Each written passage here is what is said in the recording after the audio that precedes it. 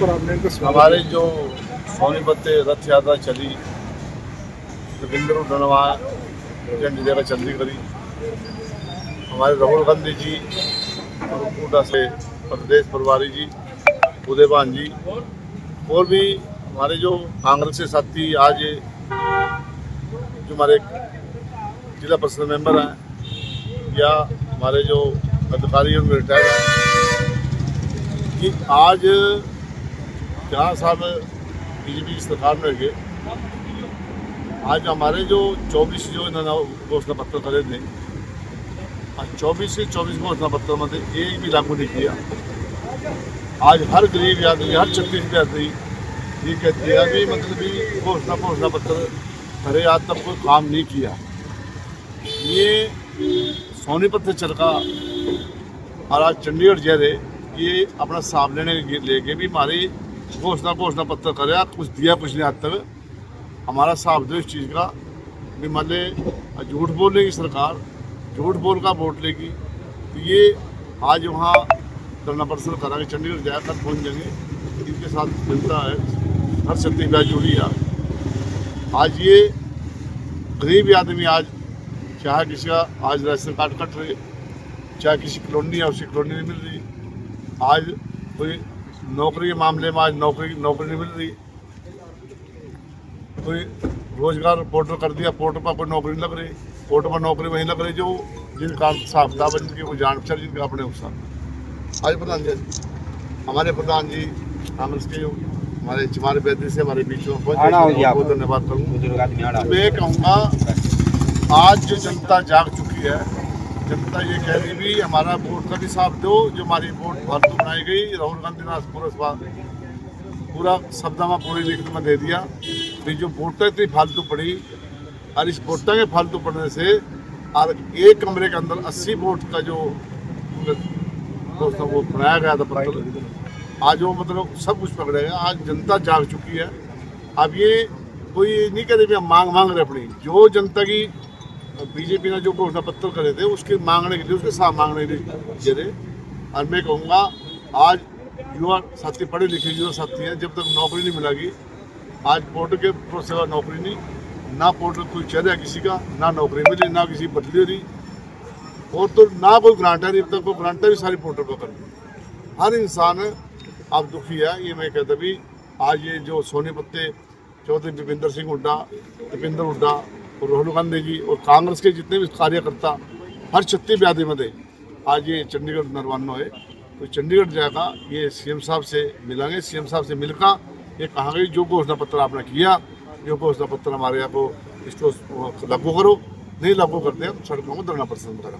दूसरा नंबर जो बाबा भीम अम्बेडकर की जो हमारे संविधान बनाया उसको छेड़छाड़ करने के लिए इन्होंने बहुत वो करे भी छेड़छाड़ के उसको बदलाव करेंगे। उस बात से भी हर जनता का 36 व्याधि का रोष है भी जो हमारे डॉक्टर भीम बाबा साहब ने जो संविधान बनाया, तो आज तक किसी ने छेड़ा नहीं, और आज उसको छेड़छाड़ करे तो बिल्कुल नहीं होना चाहिए छेड़छाड़। वो ऐसे रहना चाहिए जो बाबा साहब ने जो लिखा उसका जरूर होना चाहिए।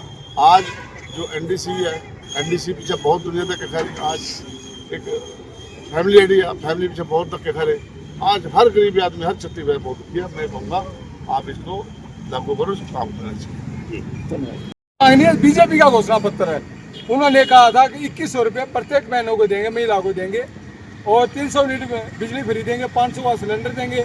हरियाणा कौशल निगम में जो कच्चे कर्मचारी उनको पक्का करने का काम करेंगे, और जो अग्निवीर के जवान हरियाणा के लगे हुए हैं उन्हें सरकारी नौकरी देने का हम काम करेंगे।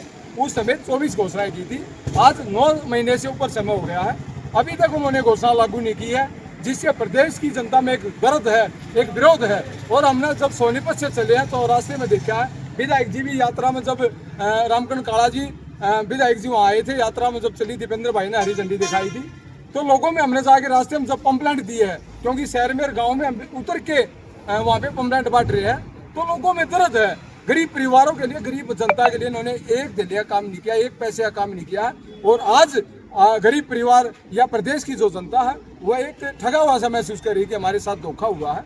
और आने वाले समय में कांग्रेस पार्टी मजबूती के साथ उभरेगी और बीजेपी का जो ग्राफ है लगातार घट रहा है। ये यात्रा कहाँ से चली और कहाँ तक जाएगी? हमारी यात्रा सोनीपत से चली और चंडीगढ़ जाएगी। कल 250-300 हमारे साथी इकट्ठे हो रहे हैं। हम सीएम आवास पर हम प्रदर्शन भी करेंगे वहाँ। हरियाणा के मुख्यमंत्री नायब सिंह सैनी अपने दावों में करते हैं कि वो लगातार जो है गांव-गांव विकास के नारे लगाए, विकास की लहरें जो है चल रही हैं, क्या कुछ कहना? उनके सभी वादे खोखले हैं। मैं खुद दूसरी बार जिला पार्षद बन के आया हूँ। मैंने देखा 5 साल जब भूपेंद्र हुड्डा सीएम थे तो हम जैसे दिल्ली में काम लेके आ रहे थे, सोनीपत आते तो काम हो जा रहे थे। आज स्थिति ये है, गाँव में विकास के लिए लोग तरस रहे हैं। कोई भी नया काम गाँव में नहीं हुआ, ना शहर में हुआ। निगम में, तहसील में भारी भ्रष्टाचार है। 600 रुपये तहसील में रजिस्ट्री के नाम पे पैसे लिए जाते हैं कच्चों के हिसाब से।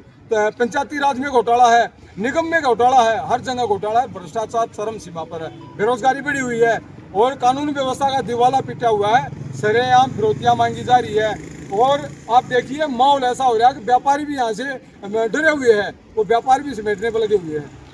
बिल्कुल कानून व्यवस्था बिगड़ी हुई है। बिहार से भी बुरी स्थिति मेरे हिसाब में तो पूरे देश में हरियाणा जो है कानून व्यवस्था जो बिगड़ी हुई है उसमें क्राइम के मामले में पहले नंबर पे है। वो कागजों तक है, जमीन सतर पे कहीं भी नहीं है। आज जो प्रदेश का विकास हुड्डा साहब के 10 साल में हुआ था उसका तो उन्होंने घोषणा कर रखी थी वो भी पूरी नहीं हो रही अभी तक। नौकरियों नहीं, ये सारे वादे आप देख लीजिए। नौकरी के मामले में भी युवाओं के साथ धोखा हो रहा है। आप जाके युवा देख रहे हैं कितनी बेरोजगारी बढ़ी हुई है।